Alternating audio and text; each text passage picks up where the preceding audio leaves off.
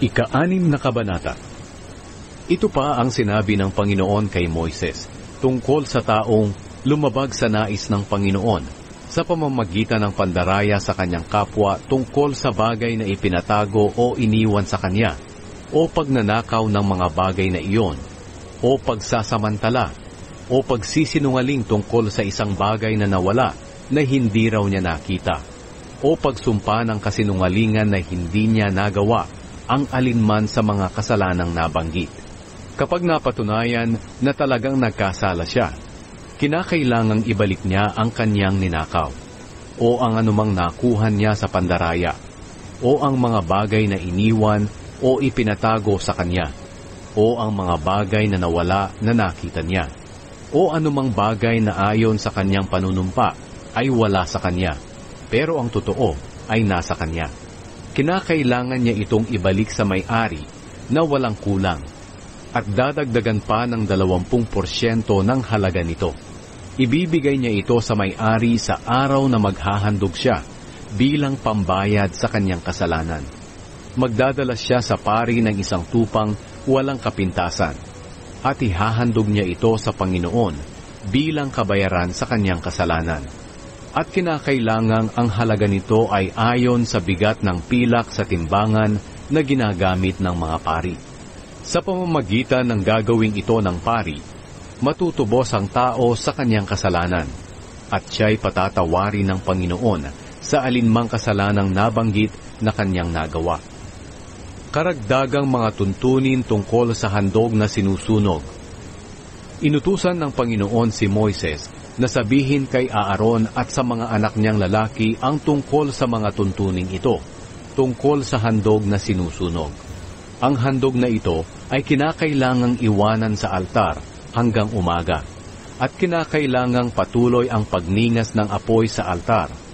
Huwag itong pabayaang mamatay. Kinaumagahan, isusuot ng pari ang mga kasuotan niyang gawa sa telang linen, ang damit pang ilalim na tatakip sa kanyang kahubaran, at ang damit panlabas. Kukunin niya ang abo ng handog na iyon at ilalagay sa tabi ng altar. Pagkatapos magpapalit siya ng damit at dadalhin niya ang abo sa labas ng kampo, sa itinuturing na malinis na lugar. Kinakailangang ang apoy sa altar ay patuloy na nagniningas. Huwag itong papatayin. Tuwing umaga'y gagatungan ito ng pari, at aayusin ng mabuti ang mga handog na sinusunog sa itaas ng mga panggatong, pati na ang mga taba ng hayop mula sa inialay na handog para sa mabuting relasyon. Patuloy na paniningasin ang apoy sa altar, at huwag itong pabayaang mamatay. Karagdagang mga tuntunin tungkol sa handog na pagpaparangal sa Panginoon. Ito ang mga tuntunin tungkol sa handog na pagpaparangal. Ang mga paring mula sa angkan ni Aaron ang magdadala nito sa Panginoon sa harap ng altar. Dadakot ang pari sa handog na harinang may halong langis, at dadalhin niya sa altar, pati ang mga insensong inilagay sa harina. Susunugin niya ito bilang alaala sa Panginoon. Ang mabangong samyo ng handog na ito'y makalulugod sa Panginoon. Ang natitirang harina ay lulutuin at kakainin ni Aaron at ng kanyang mga angkan. Pero ito'y lulutuin nilang walang pampaalsa, at doon nila kakainin sa banal na lugar, sa bakuran ng toldang tipanan.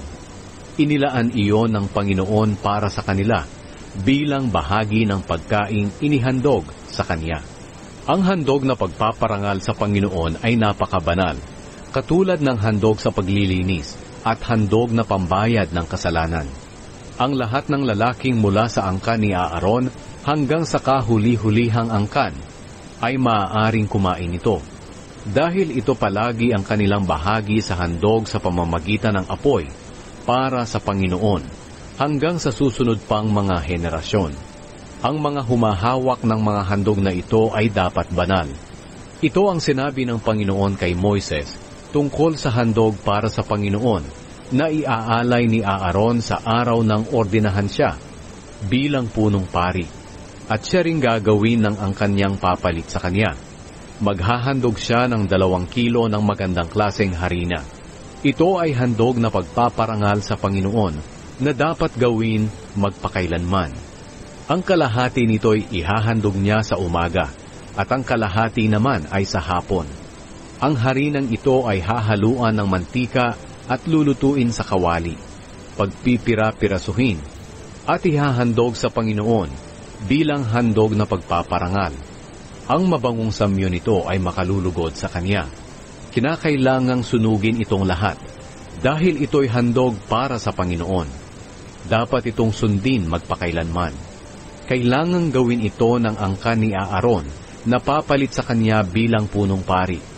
Ang lahat ng handog ng pagpaparangal ng mga pari ay kinakailangang sunugin. Hindi ito maaaring kainin. Karagdagang tuntunin tungkol sa handog na paglilinis sa kasalanan. Inutusan din ng Panginoon si Moises na sabihin kay Aaron at sa mga anak niyang lalaki ang tungkol sa ganitong mga tuntunin. Ang handog sa paglilinis ay kinakailangang patayin sa presensya ng Panginoon doon sa patayan ng handog na sinusunog. Ang handog sa paglilinis ay napakabanal. Ang paring maghahandog nito'y dapat kumain nito roon sa bakuran ng toldang tipanan na isang banal na lugar. Ang sinumang makahipo nito ay mahahawaan ng pagkabanal nito. Ang damit na matatalsikan ng dugo ng handog na ito'y dapat labhan doon sa banal na lugar sa tolda. Ang palayok na pinaglutuan ng handog na ito ay dapat basagin. Pero kung kaldero, ito'y dapat kuskusin at hugasang mabuti ng tubig. Ang lahat ng lalaki sa sambahayan ng pari ay maaaring kumain. Ito'y napakabanal na handog.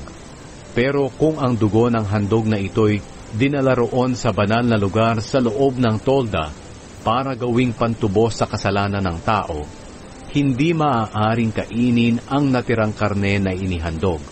Susunugin na lang ito.